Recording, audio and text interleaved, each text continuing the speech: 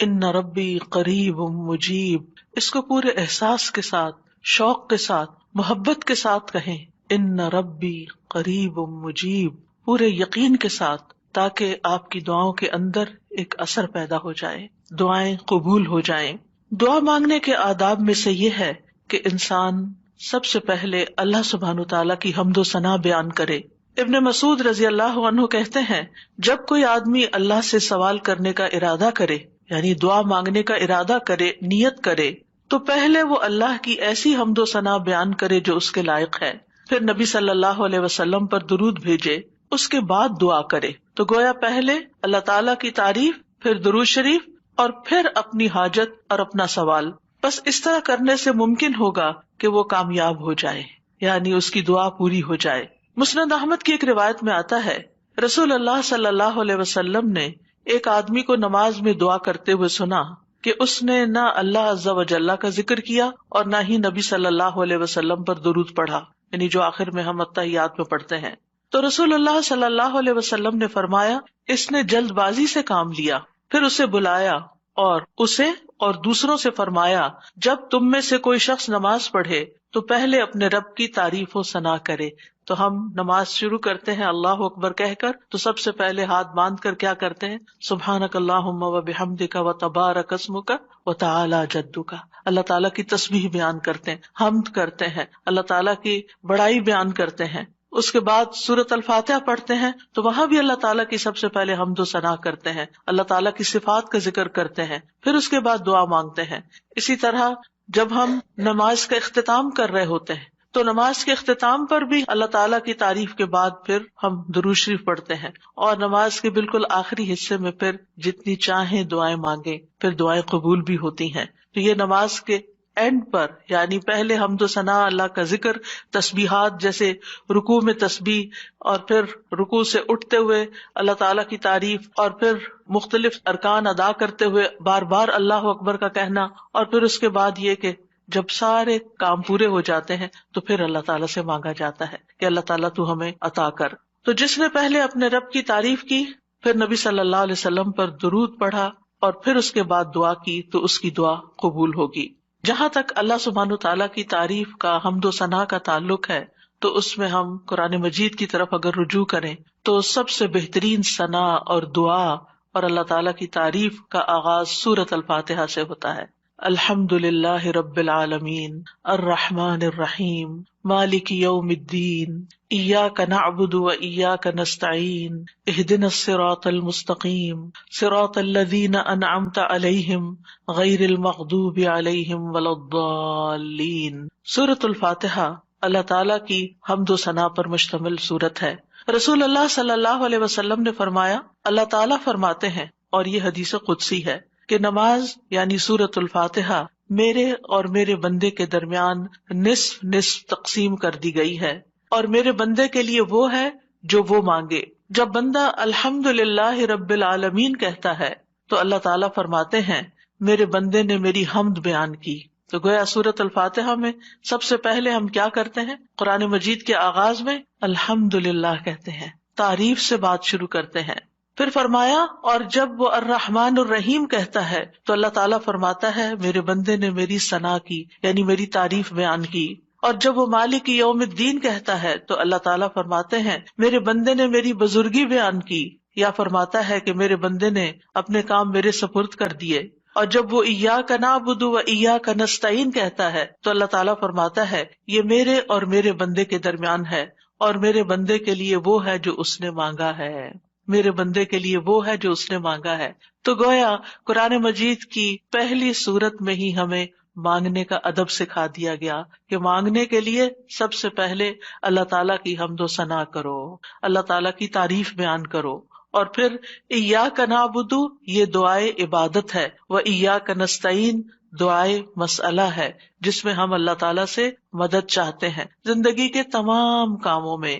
اور پھر جب بندہ اہدنا الصراط المستقیم آخر تک کہتا ہے تو اللہ تعالیٰ فرماتا ہے، یہ میرے بندے کے لیے ہے، اور میرے بندے کے لیے وہ ہے جو اس نے مانگا۔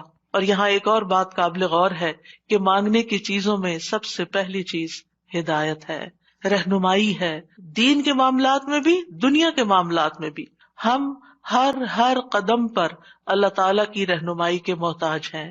ہم بہترین گائیڈنس وہیں سے لے سکتے ہیں. اور جب ہم دن کی ہر نماز کی ہر رکعت کے اندر اللہ تعالیٰ سے ہدایت مانگتے ہیں اور اللہ تعالیٰ ہماری دعا قبول کر کے ہماری رہنمائی کرتے ہیں، تو آپ سوچئے کہ زندگی کا یہ سفر کتنا خوبصورت ہو سکتا ہے، اور پھر اس کا اختتام کتنا خوبصورت ہو سکتا ہے، اور پھر اس کا انجام کتنا پیارا ہو سکتا ہے. لہٰذا اللہ تعالیٰ سے ہم سب ہدایت مانگتے رہیں. اور ویسے بھی آپ دیکھیں کہ سورۃ الفاتحہ پڑھنے کے بعد جو دعا کی جاتی ہے وہ دعا قبول ہوتی ہے، یعنی یہ قبولیت دعا کی بھی علامت ہے. ابن عباس کہتے ہیں کہ اس دوران کے جبریل علیہ السلام نبی صلی اللہ علیہ وسلم کے پاس بیٹھے ہوئے تھے کہ اچانک انہوں نے اوپر سے ایک آواز سنی تو آپ نے اپنا سر اٹھایا. جبریل علیہ السلام نے فرمایا کہ یہ آسمان کا ایک دروازہ ہے جسے صرف آج کے دن کھولا گیا ہے، اس سے پہلے کبھی نہیں کھولا گیا تھا. پھر اس سے ایک فرشتہ اترا تو جبریل علیہ السلام نے فرمایا یہ فرشتہ جو زمین کی طرف اترا ہے یہ آج سے پہلے کبھی نہیں اترا. پھر اس فرشتے نے سلام کیا اور کہا کہ آپ کو 2 نوروں کی خوشخبری ہے جو آپ کو دیے گئے اور آپ سے پہلے کسی نبی کو نہیں دیے گئے، ایک سورۃ الفاتحہ اور دوسری سورۃ البقرہ کی آخری 2 آیات. جب بھی آپ ان دونوں میں سے کوئی بھی دعائیا جملے پڑھیں گے، یعنی اہدنا الصراط المستقیم اور وہاں پر آمن الرسول کے آخر میں جو دعائیں آتی ہیں، تو آپ کو مانگی ہوئی چیز ضرور عطا کر دی جائے گی. تو اس لیے سورۃ الفاتحہ پڑھ کے بھی آپ دعا شروع کر سکتے ہیں، اور اسی طرح آمن الرسول جب پڑھیں اس وقت کی دعائیں بھی توجہ سے، اور اس کے ساتھ مزید دعائیں بھی. یعنی یہ دعا تو ہم مانگیں گے ہی، اہدنا الصراط المستقیم. اور پھر آپ دیکھیے جب ہم پریشان ہوتے ہیں، ہم فکر مند ہوتے ہیں، ہم بیمار ہوتے ہیں، تو اس موقع پر بھی ہمیں رہنمائی کی ہی ضرورت ہوتی ہے کہ اب اس مسئلے کے حل کے لیے، اس بیماری کے علاج کے لیے، اس مشکل سے نکلنے کے لیے ہم کیا کریں. پھر اللہ تعالیٰ رستہ دکھا دیتا ہے اور ہم اس رستے کو اختیار کرتے ہیں اور اس مشکل سے باہر آ جاتے ہیں. تو اس لیے انسان کو ان دونوں چیزوں پر پورا اعتماد ہونا چاہیے. اور پھر آپ دیکھیے کہ حمد ہوتی کیا ہے.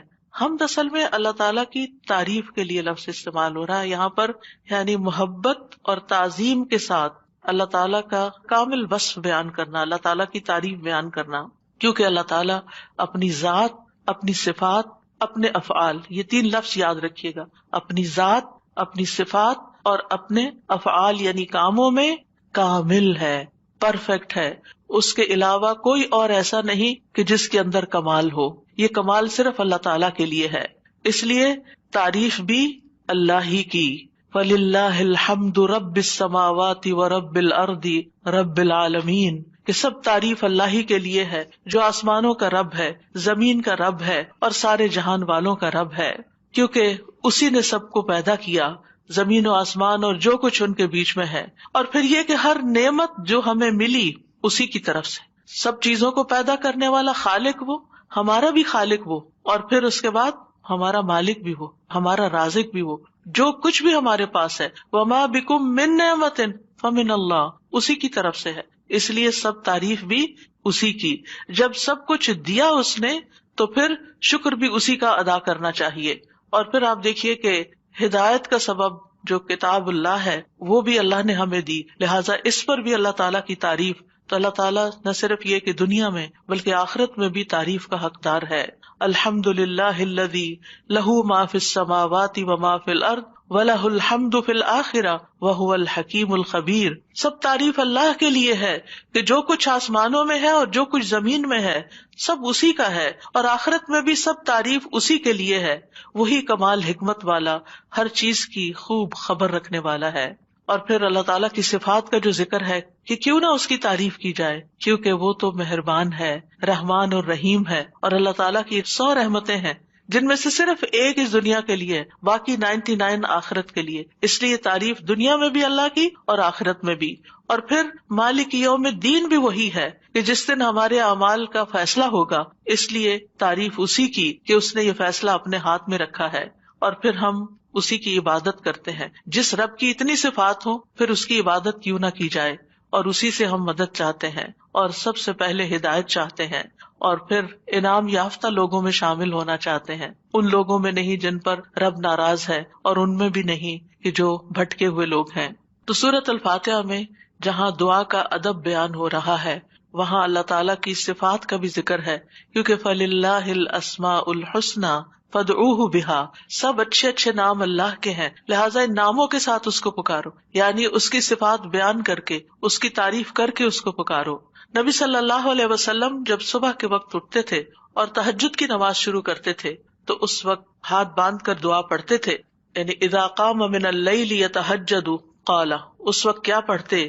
اللہم لک الحمد، اللہ سب تعریف تیرے ہی لیے ہے، انت قیم السماوات والارض ومن فیہن ولک الحمد لک ملک السماوات والارض ومن فیہن ولک الحمد انت نور السماوات والارض ولک الحمد انت الحق ووعدک الحق ولقاؤک حق وقولک حق والجنۃ حق والنار حق والنبیون حق ومحمد صلی اللہ علیہ وسلم حق والساعۃ حق۔ اس کے بعد دعا کرتے اللہم لک اسلمت وبک آمنت وعلیک توکلت والیک انبت والیک خاصمت والیک حاکمت فاغفر لی ما قدمت وما اخرت وما اسررت وما اعلنت انت المقدم وانت المؤخر لا الہ الا انت۔ یہ تھا آپ کی دعا مانگنے کا انداز۔ کتنی زیادہ پہلے اللہ تعالیٰ کی تعریف کی اور پھر اس کے بعد اپنا آپ اللہ تعالیٰ کے سپرد کیا، اور آخر میں جو معصوم عن الخطا ہے نبی صلی اللہ علیہ وسلم، جن کی کوئی غلطیاں ہی نہیں، کوئی گناہ ہی نہیں، وہ کیا مانگ رہے ہیں؟ ایک چیز مانگ رہے ہیں، کیا؟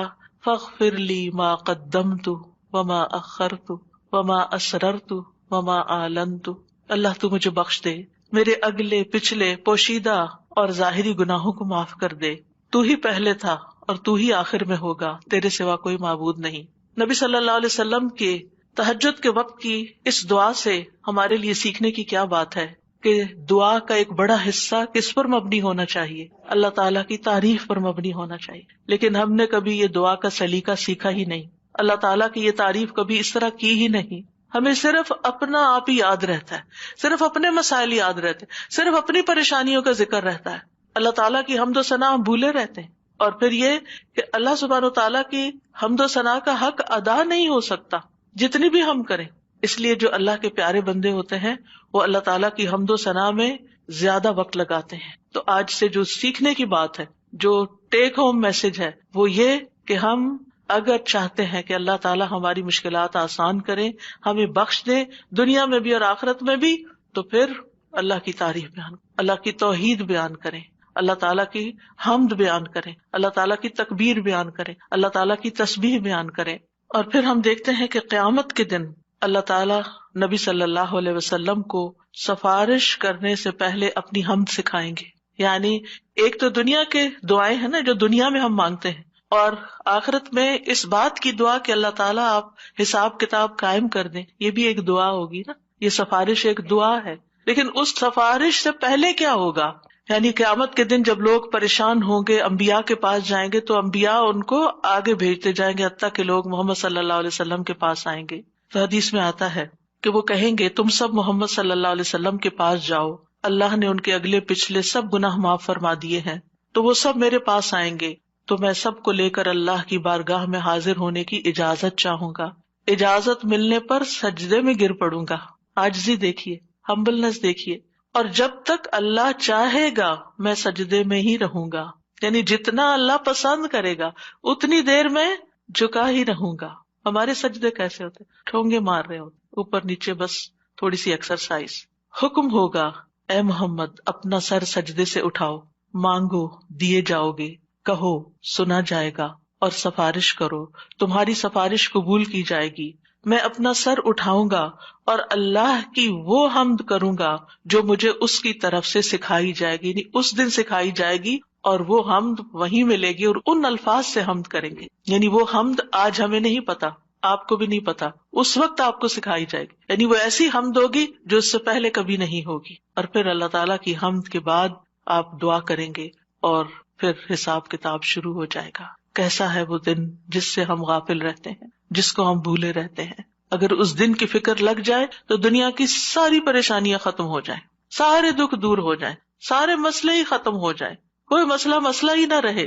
اس لیے ہم سب کو اس رمضان میں جو سیکھنے کی بات ہے وہ یہ کہ دعائیں تو ہم کریں گے، لیکن اس سے زیادہ ہم اللہ تعالیٰ کی حمد و ثنا بیان کریں گے۔ اللہ تعالیٰ کی حمد و ثنا کے دو حصے ہیں، ایک تسبیح ہے اور ایک تحمید ہے۔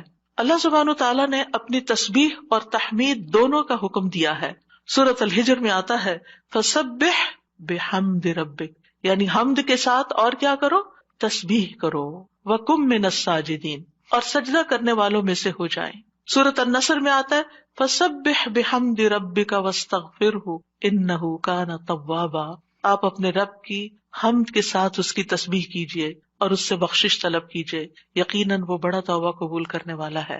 سورۃ الواقعہ میں آتا ہے فسبح بسم ربک العظیم۔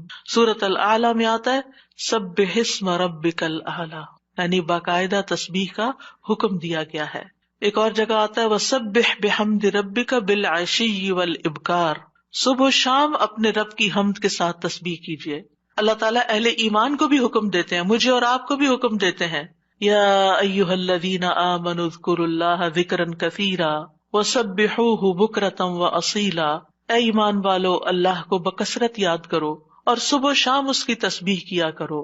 کیوں؟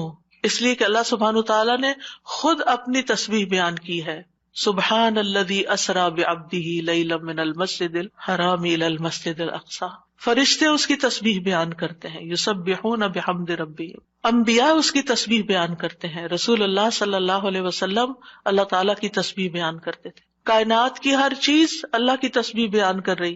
وَإِن مِّن شَيْءٍ إِلَّا يُسَبِّحُ بِحَمْدِهِ وَلَٰكِن لَّا تَفْقَهُونَ تَسْبِيحَهُمْ، یہ زمین جس پر ہم بیٹھے ہیں یہ بھی اللہ کی تسبیح کرتی ہے، یہ آسمان جس کو ہم دیکھتے ہیں وہ بھی اللہ کی تسبیح کرتا ہے، ایک ایک ذرہ اللہ کی تسبیح کر رہا، ایک ایک ذرہ، الیکٹرونز اور پروٹونز بھی اللہ کی تسبیح کر رہے ہیں، ہر چیز اللہ کی تسبیح میں ہے، اور اہل ایمان بھی اللہ کی تسبیح کرتے ہیں۔ پھر ہم تسبیح کیوں نہ کریں؟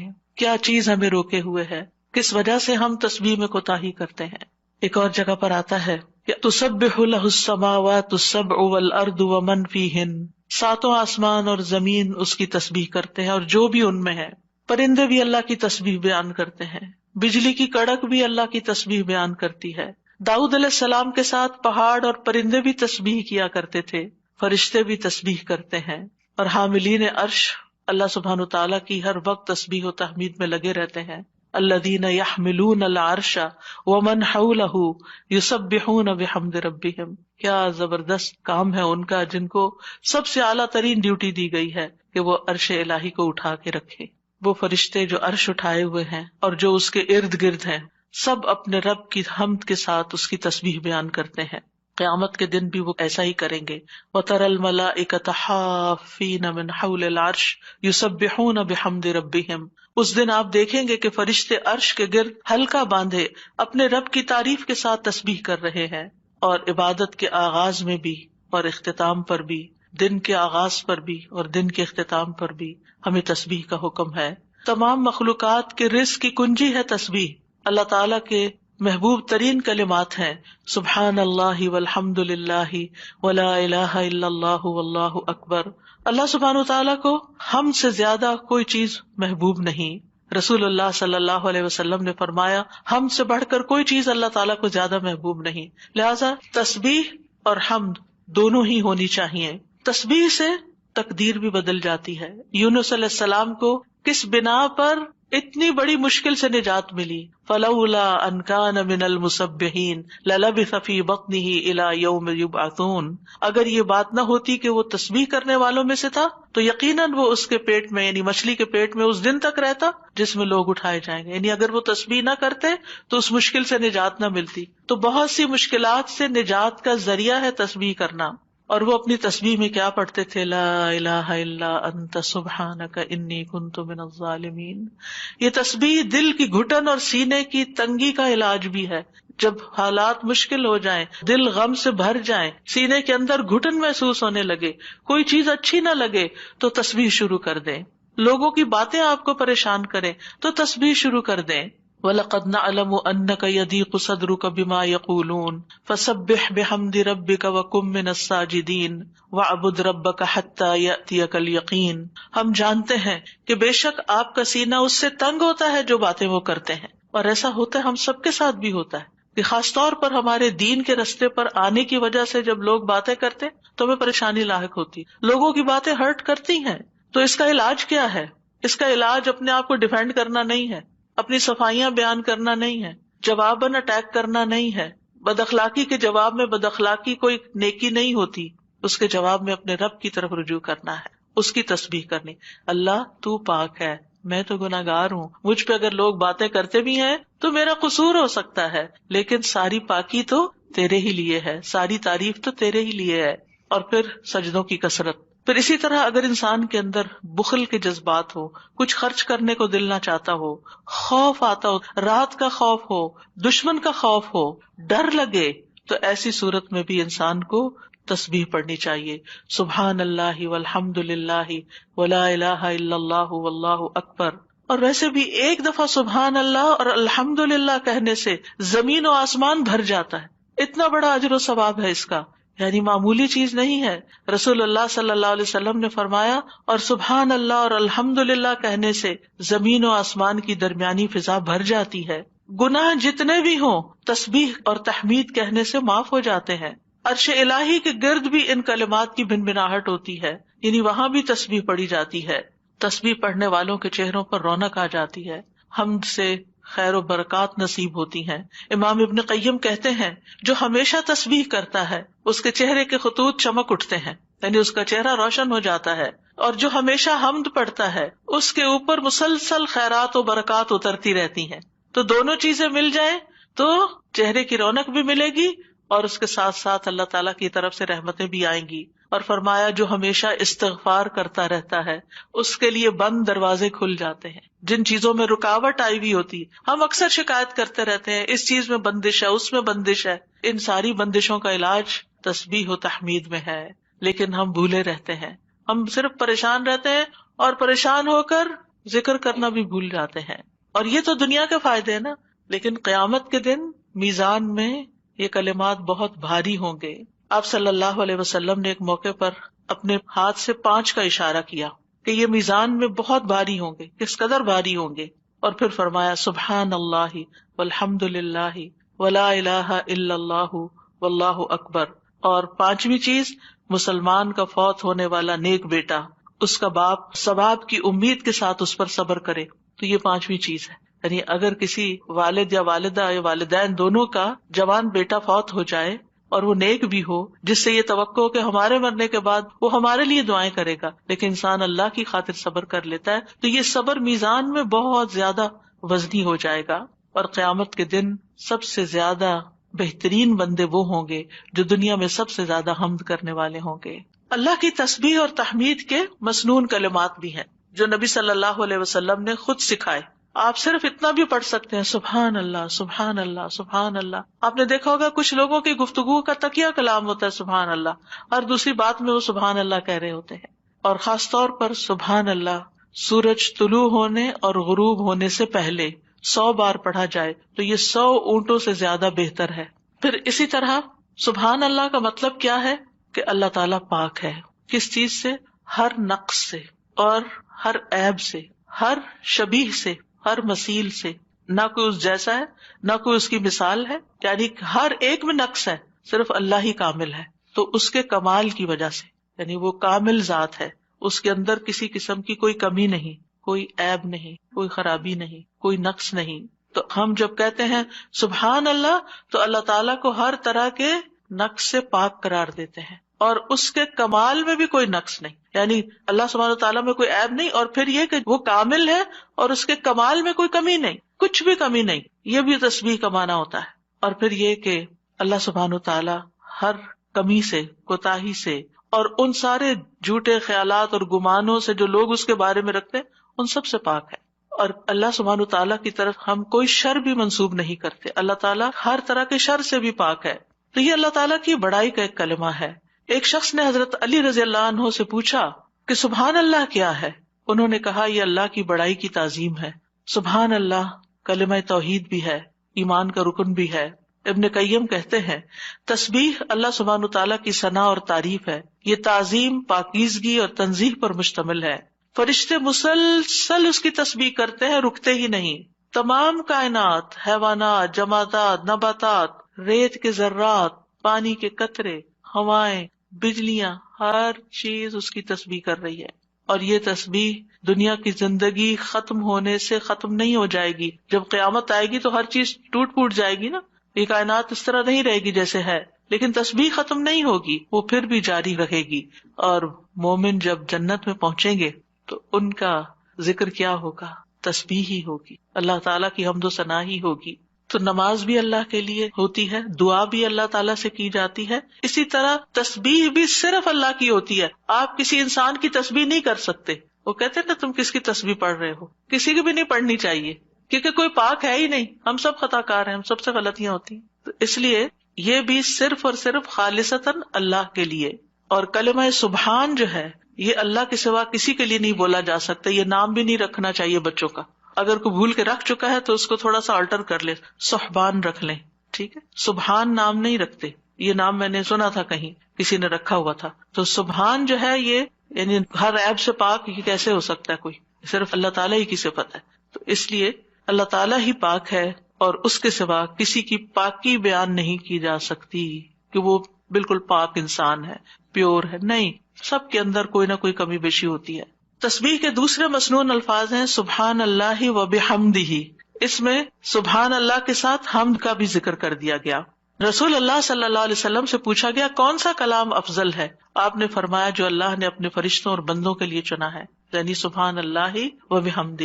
تو بات میں پھر شروع سے جا کے ملاؤں گی کہ یہ خالی تسبیح پہ کوئی لیکچر میں نہیں دے رہی. یہ دعا مانگنے سے پہلے آپ نے جو کلمات ادا کرنے ہیں، جو اذکار کرنے ہیں، جو تسبیحات پڑھنی ہیں، یہ ان کی وضاحت ہو رہی ہے کہ یہ بہترین دعائیں ہیں ایک طرح سے. یعنی اگر آپ صرف اللہ تعالیٰ کی تعریف بیان کرتے رہیں اور کچھ بھی نہ کہیں تو آپ کو وہ ساری خیر مل جائے گی جو آپ چاہتے ہیں اور اس سے بھی زیادہ.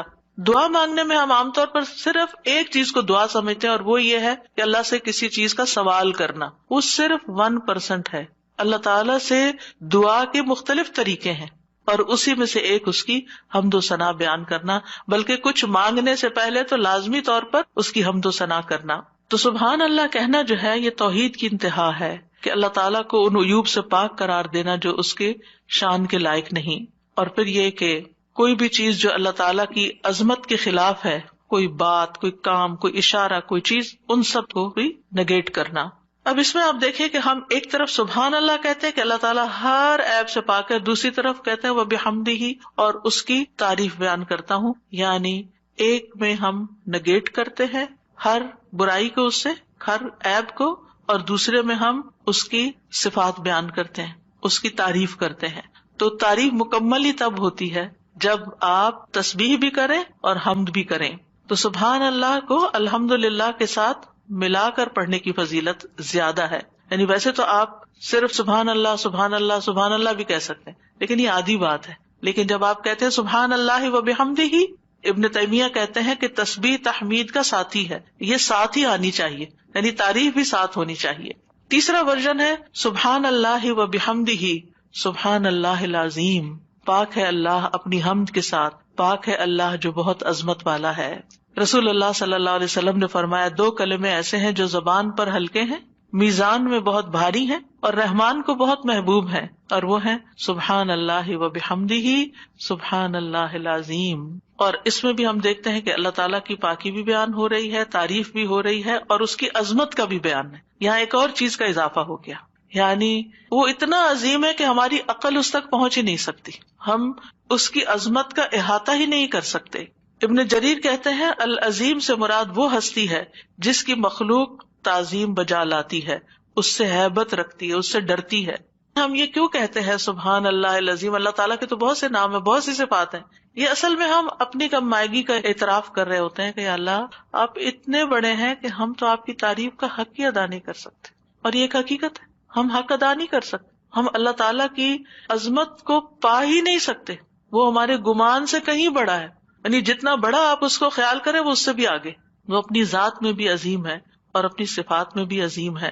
پھر ایک اور ورژن ہے سبحان اللہ والحمد للہ ولا الہ الا اللہ واللہ اکبر. اللہ پاک ہے، اسی کی تعریف ہے، اس کے علاوہ کوئی معبود نہیں ہے اور اللہ سب سے بڑا ہے.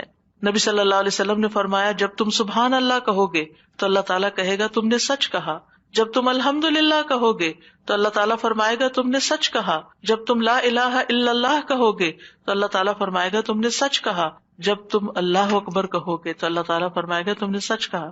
لیکن ہم نے کبھی آج تک سوچا کہ ہم جو کہہ رہے ہیں اللہ تعالیٰ کیا جواب دے رہے ہیں؟ سبحان اللہ والحمدللہ ولا الہ الا اللہ واللہ اکبر. یعنی ایک طرف ہم اللہ تعالیٰ کو پاک قرار دیتے ہیں، پھر اس کی تعریف بیان کرتے ہیں اس کی تمام صفات کمال و جمال کے ساتھ، پھر اللہ تعالیٰ کی توحید بیان کرتے ہیں لا الہ الا اللہ کہہ کر، اور پھر اللہ اکبر کہہ کر کیا کہتے ہیں کہ اللہ تعالیٰ سب سے بڑا معبود، سب سے بڑا ہے. یعنی سب سے بڑے کا کیا مطلب ہے؟ جن بھی چیزوں سے ہم امپریس ہو جاتے ہیں، جن کی بڑائی اور ہیبت ہمارے دل میں آ جاتی ہے، جن کے بارے میں ہمارا یہ عقیدہ یہ خیال بن جاتا ہے کہ یہ بڑی چیز ہے، اللہ ان سب سے بڑا ہے. یعنی اللہ کے مقابلے میں یا اللہ سے بڑھ کر کسی اور کی بڑائی ہے ہی نہیں، اور ہمارے دل میں بھی نہیں ہونی چاہیے، وہ نکل جانی چاہیے. جب ہم اللہ اکبر کہتے ہیں تو ہمیں واقعی اللہ کو بڑا مانتے ہوئے کہنا چاہیے، صرف زبان سے الفاظ نہیں دہرانے. بعض اوقات ہم کسی کے پاس بہت دولت دیکھتے ہیں یا سنتے ہیں کہ اچھا اتنا، ایسے کسی کے بارے میں گزرتے گزرتے میں نے دیکھا کہ ان کے پاس فلاں چیز 500 کروڑ کی ہے. ان کا اچھا، اب کتنے ہی لوگ ہوں گے کہ جو دیکھ دیکھ کے واو کر رہے ہوں گے کہ 500 کروڑ، ہوئے ہوئے ہوئے.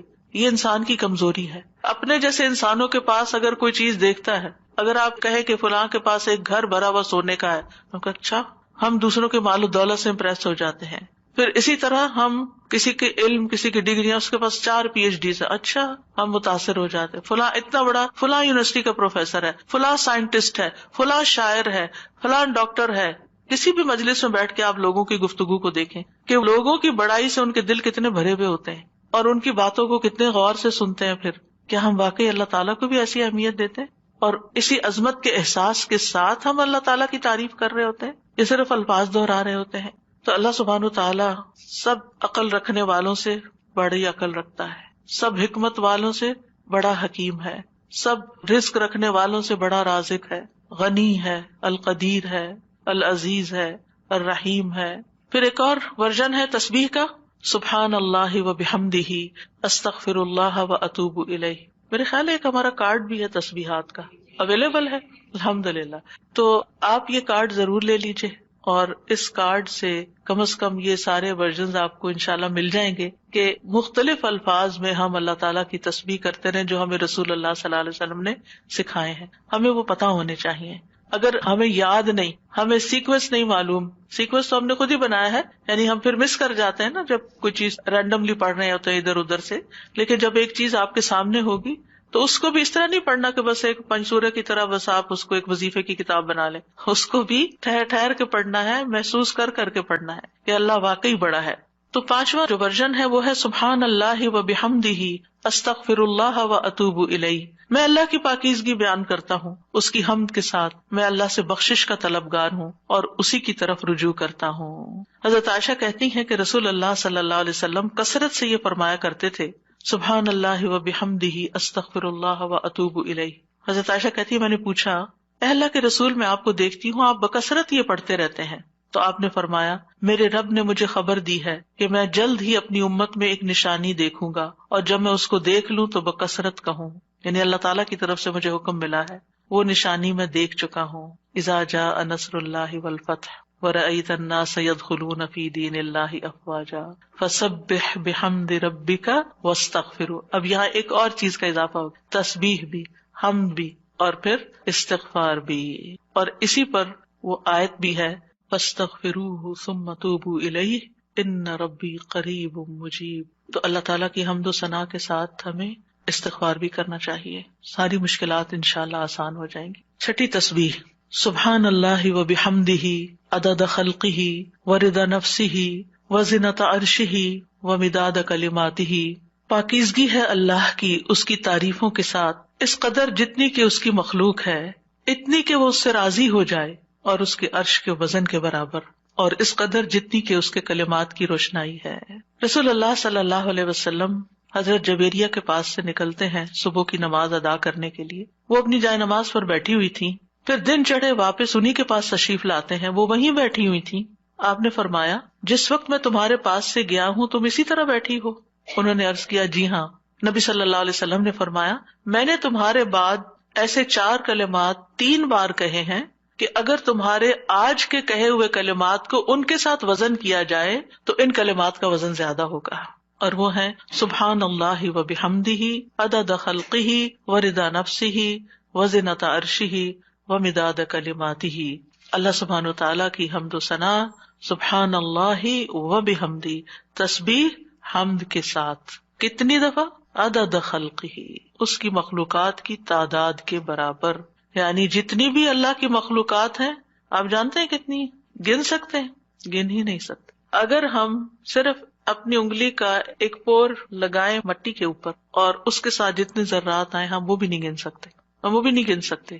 اور ہر ذرے کے اندر، ہر ایٹم کے اندر پھر الیکٹران پروٹون وغیرہ جو کچھ ہے اس کو گننا چاہیں تو گن ہی نہیں سکتے، ہم نہیں گن سکتے. وما یعلم جنود ربک الا ھو، صرف وہی جانتا ہے تعداد مخلوقات کی. یہ ستارے، یہ سیارے، یہ گیلیکسیز، یہ زمین، یہ آسمان، یہ سمندر، یہ پہاڑ، ہم تو اس پوری کائنات میں صرف ایک ڈاٹ کے اوپر بیٹھے ہوئے ہیں، اور اس زمین کے اندر جو کچھ ہم اس کو بھی نہیں گن سکتے، کہاں یہ کہ باقی کتنی مخلوقات ہیں. تو اس کا یہ مطلب نہیں کہ میں ایک دفعہ سبحان اللہ کہتا ہوں تو اتنی دفعہ ہو جاتا ہے میرا، یہ نہیں ہے اس کا مطلب. اس کا مطلب یہ ہے کہ اللہ سبحانہ وتعالیٰ کی اتنی زیادہ تعریف ہے، وہ اتنی تعریف کے لائق ہے، یعنی وہ اتنی تعریف ڈیزرو کرتا ہے جتنی مخلوقات کی تعداد ہے. اور آپ کو معلوم ہے وَإِن مِّن شَيْءٍ إِلَّا يُسَبِّحُ بِحَمْدِهِ، کوئی چیز ایسی نہیں جو اس کی تسبیح نہ کر رہی ہو. تو سبحان اللہ وبحمدہ عدد خلقہ، یعنی ان ساری مخلوقات کے ساتھ میں بھی شریک ہو رہا ہوں جو اللہ کی تسبیح میں لگی، ایک ایک ذرہ اللہ کی تسبیح کر رہا ہے. تو اس کے لیے تو نہ کوئی کاؤنٹ ہے، نہ نمبر ہے، گن ہی نہیں سکتے. ہم 100 دانوں کی تسبیح لے کے خوش ہو جاتے ہیں، ہم تسبیح کر رہے ہیں. ایک 100 دفعہ پڑھ لینا، کوئی 100 دفعہ پڑھ لیا، اپنے آپ کو ہی تسلی دے دیتے ہیں. اس کو کیا پرواہ ہماری 100 دفعہ کی اگر ہم خلوص کے ساتھ نہیں پڑھتے. اس کی تو پوری کائنات اور کائنات کی ہر چیز. آپ ذرا باہر نکلے آج اور جب ڈرائیو کر کے جا رہے ہوں تو دائیں بائیں درختوں کو دیکھیں، پتوں کو دیکھیں، چڑیوں کو دیکھیں. آج صبح اتفاق سے پھر سنو پڑنے لگی تو میں ونڈو سے جب دیکھنے لگی تو پہلا خیال مجھے یہ آیا، یا اللہ اچھی خاصی پڑھ رہی تھی، اتنے اس کے فلیکس ہیں، یہ سارے تسبیح کرتے ہوئے گر رہے ہیں، سجدے میں پڑھ رہے ہیں، سجدے میں پڑھ رہے ہیں، حکم مانتے چلے جا رہے ہیں، مانتے، اور جب تک اللہ کا حکم ہوگا برسیں گے، اور پھر جب ختم ہو جائے گا بس ختم ہو جائیں گے. اور تھوڑی دیر کے بعد ان کا وجود بھی ختم ہو گیا، یعنی انہوں نے اپنے حصے کی تسبیح کر لی. جتنی دیر میں پیدا ہوئے تھے، جتنی دیر میں ختم ہوئے، اپنی تسبیح کرتے کرتے گئے، آغاز سے انتہا تک. بارش کے قطرے، ہوائیں، اڑتے پتے، یعنی کوئی انتہا ہی نہیں. یہ تو بہت معمولی مثال ہے، اگر انسان غور کرنا شروع کرے تو کوئی اس کی انتہا نہیں. عدد خلقہ، دل بھر کے کہا کریں عدد خلقہ، اور اپنے امیجنیشن کو بڑھائیں. پھر آپ دیکھیں گے کہ آپ کے اندر اللہ کی محبت کیسی آئے گی. تو جس کی تسبیح، جس کی تعریف اتنی کائنات کر رہی، اگر میں نے کوتاہی کی تو سراسر میرا ہی نقصان ہے، اس کا کچھ نہیں بگڑے گا. اس کو پرواہ ہی نہیں ہے میں کرتی ہوں یا نہیں، اس کو نہیں پرواہ. ہاں اگر میں دل سے کرتی ہوں اور محبت سے کرتی ہوں تو وہ بڑا ہی قدردان ہے. اور اس میں آپ دیکھیں کہ مخلوقات کی صرف ایک قسم مراد نہیں ہے، جن، انسان، فرشتے، چھوٹے بڑے، جانور، حیوان، پرند چرند، سب کے سب. پھر اس کے بعد ورضا نفسہ، اور اس کے نفس کی رضا کے مطابق، یعنی جس سے وہ راضی ہو جائے، جتنی اس کے نفس کی رضا ہے، جتنی اللہ تعالیٰ اپنی ذات کے لیے تسبیح کو پسند کرتا ہے.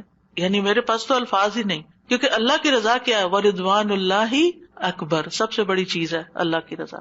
یا انسان یوں کہ میں اللہ کی تسبیح کر رہی ہوں حتیٰ کہ وہ راضی ہو جائے، اور پھر اس کے بعد بھی تسبیح کر رہی ہوں، اس کے بعد بھی حمد ہے، وہ مجھ سے راضی بھی ہو جائے پھر بھی میں مزید کروں گی. یہ نہیں کہ میرا ایم یہ ہے کہ بس اللہ کو راضی کرنا ہے اور راضی ہوگا بس میرا کام ختم. نہیں، اس سے زیادہ، اس سے آگے. وزنۃ عرشہ، اس کے عرش کے وزن کے برابر، یعنی میں اتنی حمد اور تسبیح بیان کر رہی ہوں جتنا عرش کا وزن ہے. عرش ساری مخلوقات میں سے سب سے بڑی چیز ہے.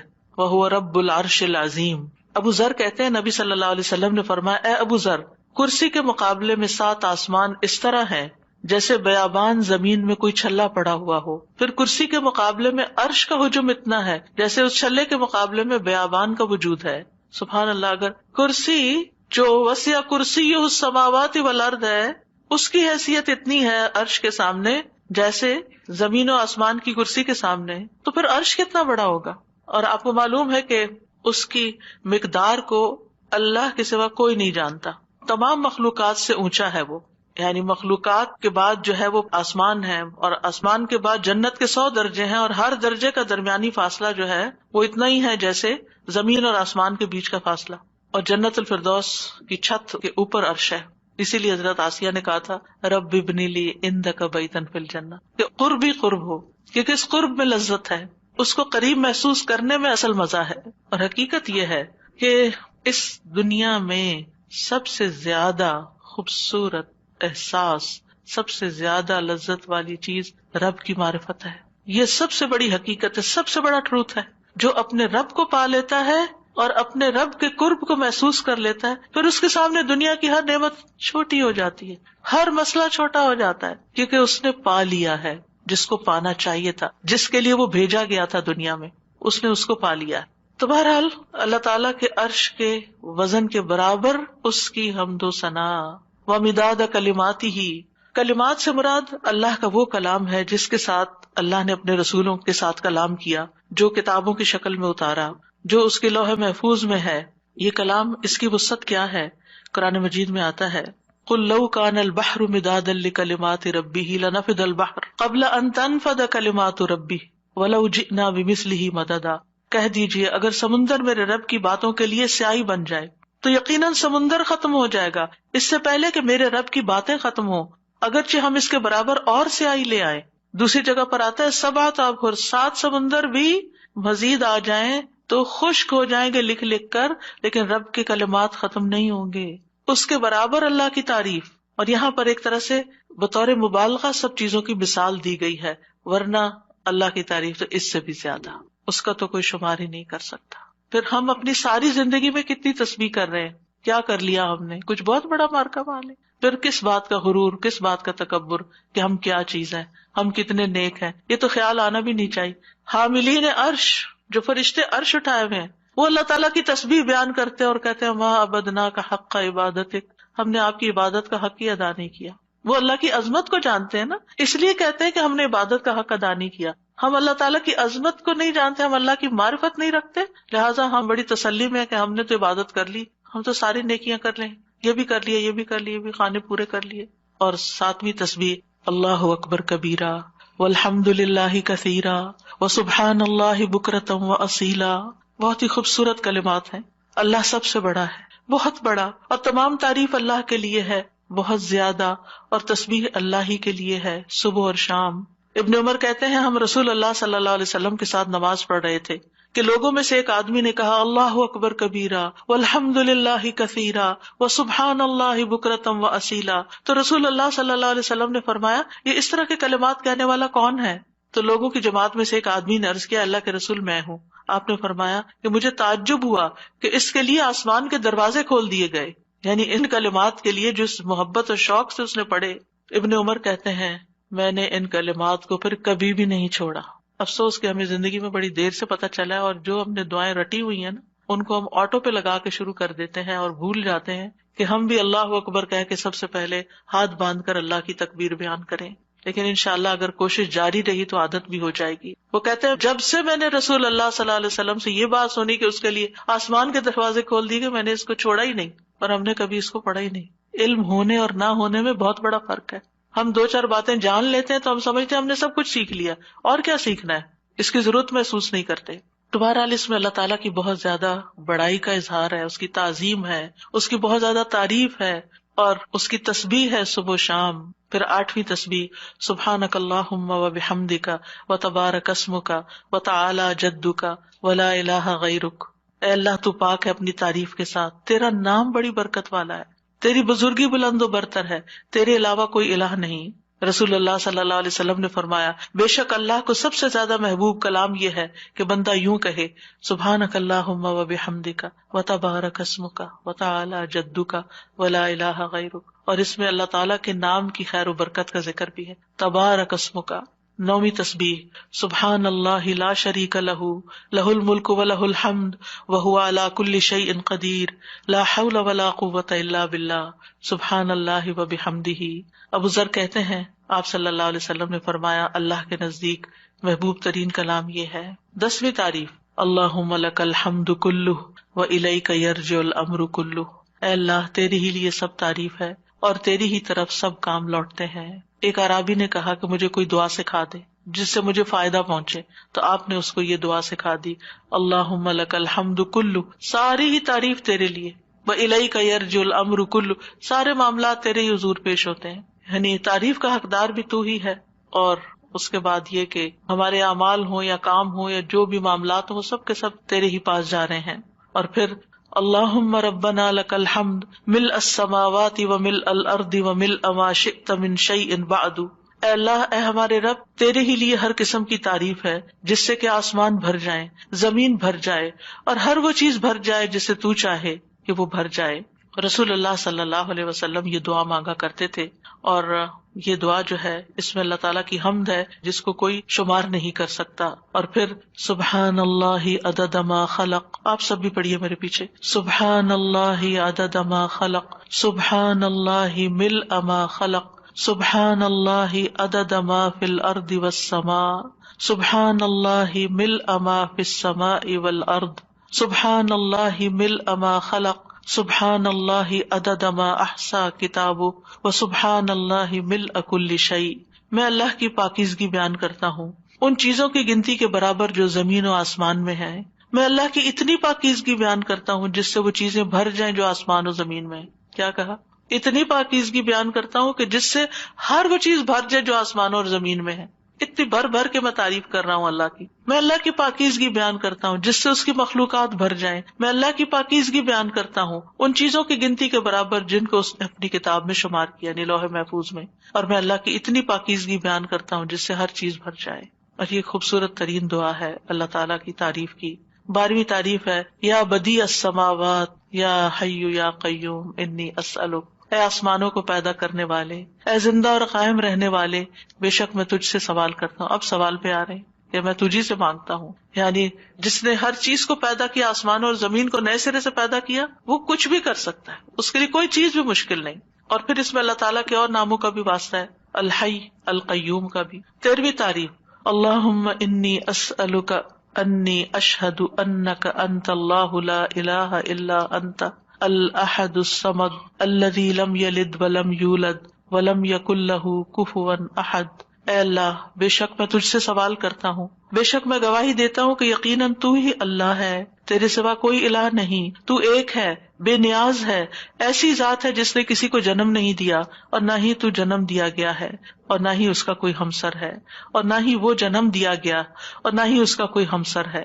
یہ وہ کلمات ہیں کہ جن کے بارے میں آپ صلی اللہ علیہ وسلم نے فرمایا، تم نے اللہ سے اس کا وہ نام لے کر مانگا ہے کہ جب اس کے اس نام کے ساتھ سوال کیا جاتا ہے تو وہ عطا کرتا ہے، یعنی وہ دیتا ہے تمہیں، اور جب اس کے ساتھ دعا کی جاتی ہے تو قبول فرماتا ہے۔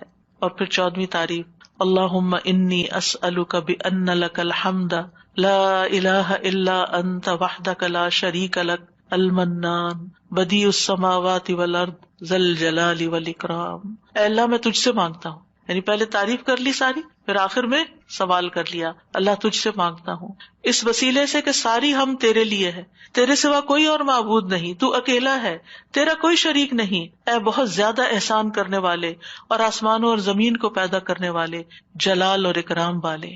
نبی صلی اللہ علیہ وسلم نے ایک بار ایک آدمی کو اس طرح دعا کرتے ہوئے دیکھا تو آپ نے فرمایا، یقیناً تو نے اللہ سے اس کے اسم اعظم کے ذریعے دعا مانگی ہے، جب اس کے ذریعے دعا مانگی جائے تو اللہ اسے ضرور قبول کرتا ہے، اور جب اس کے ذریعے سوال کیا جائے تو ضرور عطا کرتا ہے۔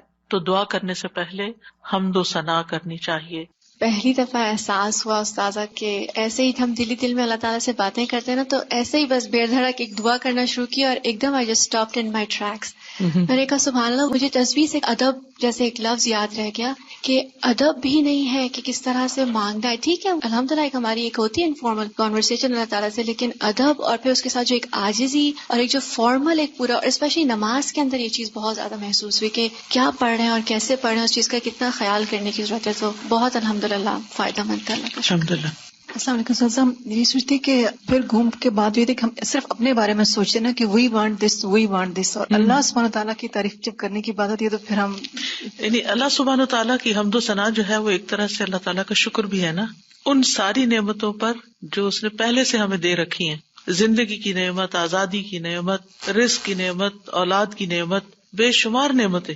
وَإِن تَعُدُّوا نِعْمَتَ اللَّهِ لَا تُحْصُوهَا. وہ نعمتیں بھول کر پھر کوئی اور چیز چاہیے تو ایسے ہی بے ڈھنگے لوگوں کی طرح ہمیں یہ چاہیے، ہمیں یہ چاہیے، ہمیں یہ چاہیے. اونلی فوکسنگ ہم نیڈ پہ کر رہے ہوتے ہیں. اس کو آپ محسوس کریں نا کہ جیسے آپ کے بچوں کے پاس الحمدللہ دنیا کی ہر نعمت ہے، لیکن اس پر وہ آپ کا کوئی شکریہ ادا کیے بغیر یا کوئی اطاعت یا فرمانبرداری یا ایک محبت کا اظہار کیے بغیر پھر ان کو کوئی مطلب پیش آ جاتا ہے تو پھر وہ کہتے ہیں ہمیں یہ چاہیے. تو کیسا لگتا ہے؟ چاہے اپنے ہی بچے ہوں، کیسا محسوس ہوتا ہے کہ ان کو ذرا احساس نہیں کہ ہم نے ان کے ساتھ کیسے کیسے احسانات کیے ہوئے ہیں، اور ان کو صرف اس وقت ہماری یاد آتی ہے جب ان کو کوئی ضرورت پڑتی ہے. اس کے بغیر یہ ہمیں یاد بھی نہیں کرتے. ہمارا تو اس سے بھی برا حال ہے. اور وہ کیا کہ ہم اللہ تعالیٰ کا صحیح معنوں میں ذکر بھی نہیں کرتے، یاد بھی نہیں کرتے، شکر بھی ادا نہیں کرتے، اور پھر اس کے بعد صرف اس وقت اس کے پاس آتے ہیں جب ہماری کوئی ضرورت ہوتی ہے، اور اس میں بھی ادب کا خیال کیے بغیر ہم بس پھر جو ہمارا دل چاہتا ہے ہم جیسے تیسے کہہ دیتے. وہ پھر بھی سن لیتا ہے، پھر بھی عطا کرتا ہے، کیونکہ ان ربی رحیم ودود. اللہ مہربان بھی ہے، بڑی محبت کرنے والا بھی ہے. جہاں وہ قریب اور مجیب ہے، وہ رحیم اور ودود بھی ہے. سادہ جی، جب ہم اللہ تعالیٰ کی حمد و ثنا کرتے ہیں تو وی فیل سو کلوز ٹو اللہ سبحانہ تعالیٰ. ایسے فیلنگ نہیں آتی جب تک اللہ تعالیٰ کو سمجھے نہ، ان کی تعریف نہ کریں اللہ تعالیٰ کی. بالکل. استاذہ جی مجھے تو بس یہی ہو رہا تھا سن کے، وما قدر اللہ کا قدری. کتنی دفعہ ہم نے مسبحات بھی پڑھی اور تدبر کے ساتھ بھی پڑھی، لیکن مجھے لگ رہا تھا کہ ہمیں ہر وقت ریمائنڈرز کی ضرورت ہے. جیسے ہم بھول جاتے ہیں بار بار بار بار، اور اتنے اندر تک جیسے ایک جھنجھوڑ سی نہیں ہو گئی کہ اللہ کی تسبیح تو ہر مخلوق اس کی کر رہی ہے اور کتنی کنٹینیوس کر رہی ہے. ہم پھر بھول جاتے ہیں، پھر تھوڑا سا کرتے ہیں، پھر کہتے ہیں ہمارا اب یہ بس یہ ٹائم ہے تسبیح کا، حالانکہ بس ہمارا یہ ٹارگیٹ ہے، بس اتنی کر لی اور پھر فارغ. ٹائم مقرر کر لی. ہم تو گن گن کے دیتے ہیں. اللہ سبحانہ تعالیٰ ہمیں ان گنت نعمتوں سے نوازتا ہے. کچھ وہ ہیں جن کو ہم جانتے ہیں، اور زیادہ تر تو وہ ہیں جن کو ہم جانتے بھی نہیں ہیں، تو ان کو ایکنالج بھی نہیں کرتے. جی استاذہ، پہلی دفعہ مجھے حمد اور تسبیح کا مطلب جو فرق تھا نا وہ سمجھ میں آیا. آج تک کبھی غور ہی نہیں کیا تھا کہ تسبیح پڑھتے ہوئے بس تسبیح تسبیح کر رہے ہوتے تھے، لیکن تسبیح کا مطلب کہ اللہ کو ہر عیب سے پاک کرنا، اور حمد پھر اس کی تعریف کرنا. مطلب یہ بات مجھے واقعی پہلی دفعہ سمجھ آئی، اور اب الحمدللہ تسبیح کرتے ہوئے اور حمد کرتے ہوئے پتہ چلتا ہے، فرق محسوس ہوتا ہے کہ یہ کیا مانگ رہے ہیں ہم. الحمدللہ. وہ ایک ہوتا ہے نا تزکیہ، اور پھر ہوتا ہے تحلیہ. تزکیہ ہوتا ہے کسی چیز کو پاک صاف کرنا، اور تحلیہ ہوتا ہے اس کو بیوٹیفائی کرنا. تو اللہ سبحانہ تعالیٰ کو ہم ہر عیب سے پاک قرار دیتے ہیں. ہم اس بات کا اظہار کرتے ہیں کہ اس کے اندر کوئی عیب، کوئی کمی، کوئی نقص، کسی قسم کے اس کے کمال میں بھی کوئی کمی نہیں. ایک تو ویسے کوئی عیب نہیں، اور ایک ہی اتنا پرفیکٹ ہے کہ اس پرفیکشن میں کوئی کمی نہیں ہے، یعنی کہیں سے بھی کم نہیں ہے. اور پھر اس کے بعد حمد یعنی پھر تعریف بیان کرتے ہیں، پھر تحلیہ. سبحانک اللہم و بحمدک، اشہد ان لا الہ الا انت، استغفرک و اتوب الیک. یہ بھی ایک تسبیح ہے. السلام علیکم و رحمۃ اللہ وبرکاتہ.